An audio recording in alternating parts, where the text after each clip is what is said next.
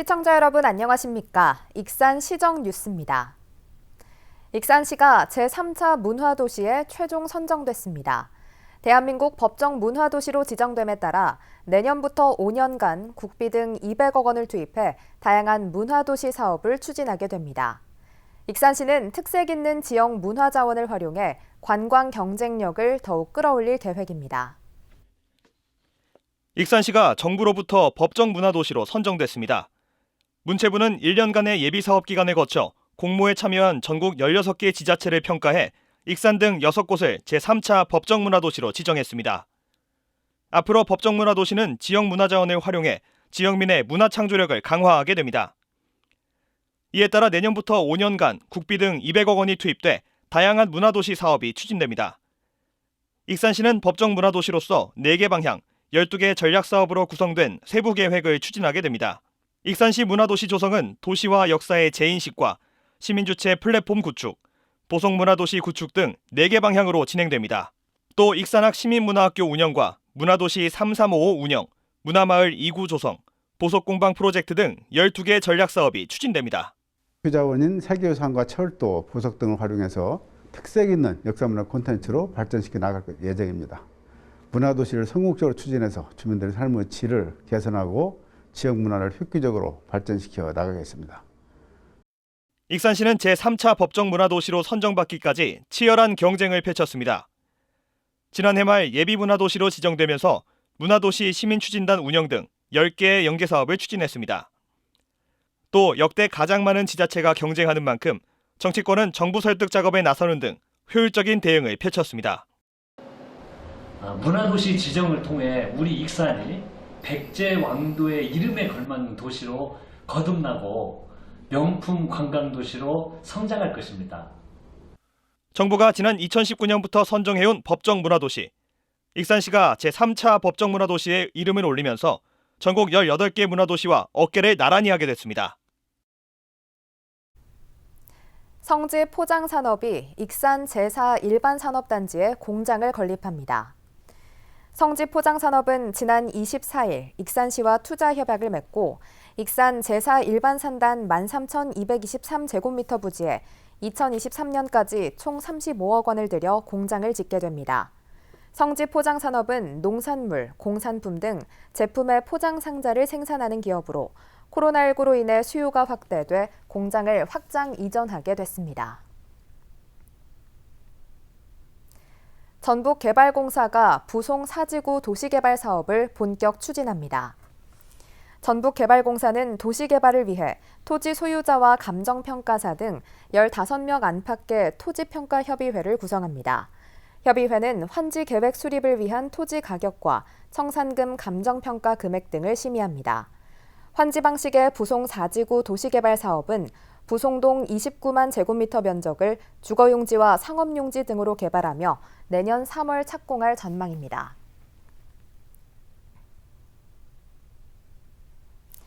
정헌율 익산시장이 익산 지역 아파트 분양가가 군산에 비해 높다는 시민청원에 대해 답변했습니다.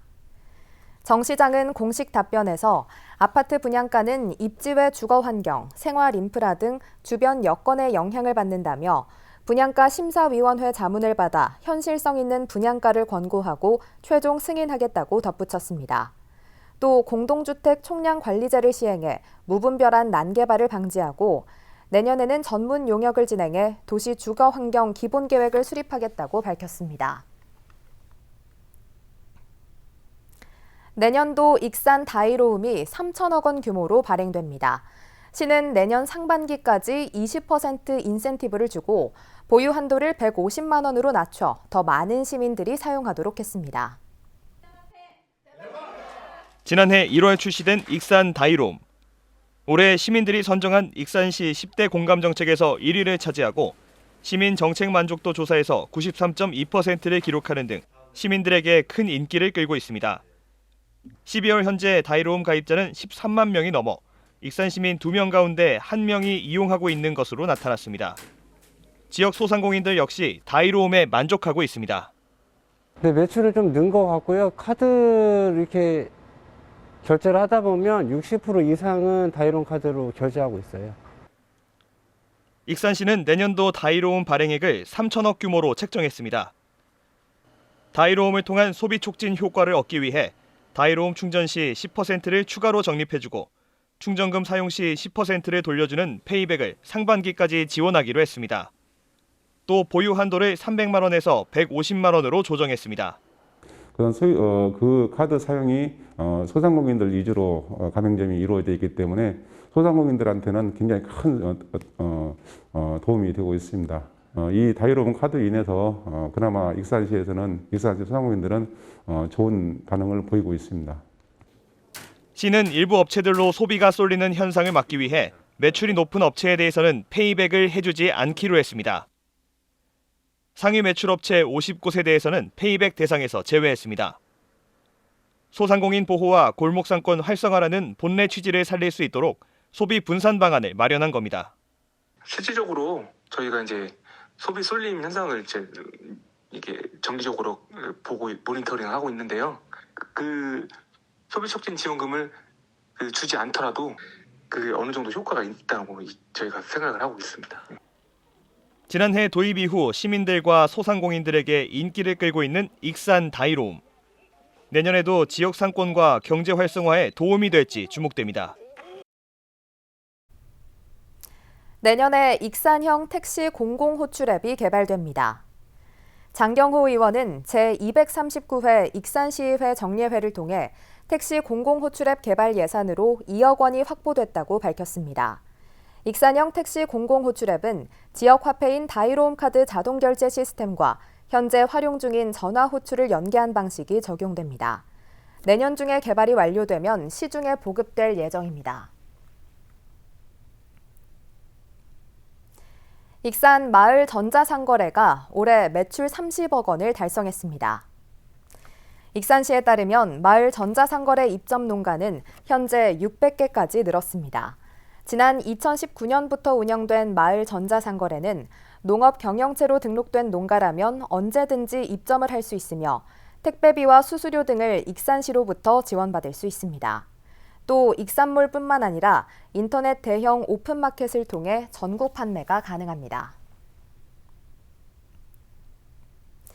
탐마루 친환경 쌀이 서울시 은평구와 성북구 학교 급식 공급자로 선정됐습니다. 익산시에 따르면 탐마루 쌀은 최신식 도정 라인과 품질 관리 능력 등에서 높은 평가를 받았습니다. 이에 따라 탐마루는 내년 3월부터 2년 동안 두 지역 초중고에 1000여 톤을 공급하게 됐습니다. 익산시 영등동에 청소년 특화 공간이 조성됩니다. 청소년 특화 공간은 영등 상권 르네상스 계획에 포함된 마룡 청소년 거리 안에 들어설 예정이어서 영등동이 청소년 메카로 거듭날 전망입니다. 영등동 패션 로데오 거리의 한 상가. 이곳에 청소년을 위한 공간이 만들어집니다. 청소년 특화 공간 조성은 지난 2020년 세워진 청소년 정책 중장기 계획의 최우선 중점 과제. 시는 청소년 특화 공간 조성을 위해 8억 6천만 원을 들일 예정입니다. 내년 상반기에 운영 방향을 결정하고 11월에는 청소년을 위한 공간을 개건할 방침입니다. 이번 특화 공간 조성에는 청소년들의 의견이 크게 반영됐습니다. 익산시 청소년들을 대상으로 조사한 결과 청소년들은 어른의 간섭 없는 자유로운 공간과 마음을 털어놓을 수 있는 쉼터를 원했습니다. 이에 시는 청소년 특화 공간에 원하는 활동을 할 수 있는 청소년만의 공간과 마음의 상처를 털어놓을 수 있는 상담실을 만들 방침입니다.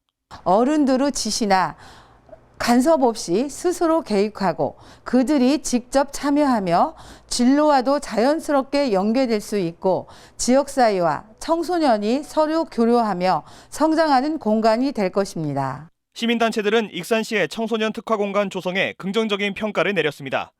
익산 참여연대는 영등동 청소년 특화 공간 조성 사업을 2022년도 눈에 띄는 사업으로 선정했습니다. 청소년들에게 어떤 문화적 거리가 필요하다라고 하는 제기가 그동안 지속적으로 있어 왔고요. 시대의 요구와 또 청소년들의 요구에 부합되는 예산이라고 생각을 해서 저희가 눈에 띄는 예산으로 선정을 하게 되었습니다.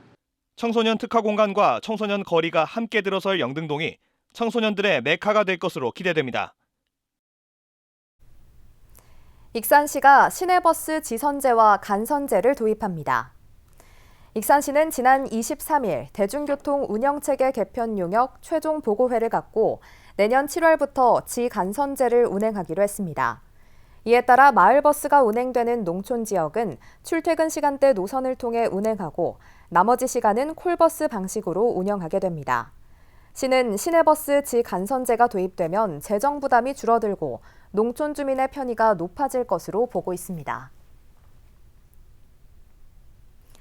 익산시가 새해 사자성어로 마부정제를 선정했습니다. 마부정제는 달리는 말은 말굽을 멈추지 않는다는 뜻입니다.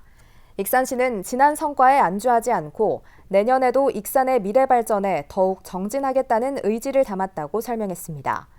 또 만경강 수변도시 조성과 그린바이오 벤처캠퍼스 창업 생태계 구축 등 익산의 미래 100년을 결정지을 중요한 과제들을 차질 없이 수행하겠다고 덧붙였습니다. 익산시가 내년 출생아부터 영아수당을 지원합니다. 익산시에 따르면 내년부터 가정양육 시에는 현금으로 월 30만 원을 지원합니다. 또 2025년까지 월 50만 원으로 확대할 예정입니다. 어린이집을 이용하거나 종일제 아이돌봄 서비스를 이용하면 30만 원을 초과하더라도 바우처 전액이 지원됩니다. 지원을 받으려면 행정복지센터나 복지로 사이트에서 신청하면 됩니다. 다음은 읍면동 소식입니다.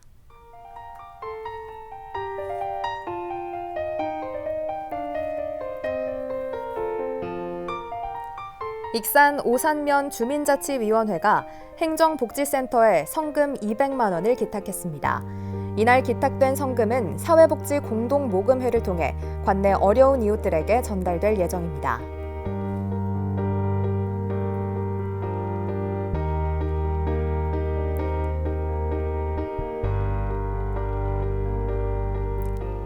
익산 낭산면 소재 대성 메디칼이 인화동 행정복지센터를 방문해 마스크 2,000장과 행주포 30박스를 기탁했습니다. 이날 기탁된 물품은 관내 저소득층 어르신들에게 전달될 예정입니다.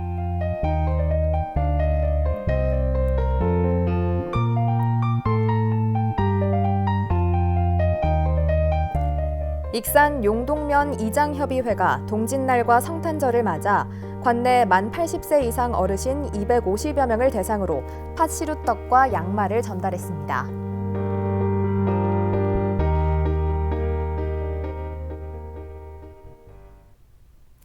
이것으로 익산 시정 뉴스를 마칩니다. 시청해주신 여러분 고맙습니다.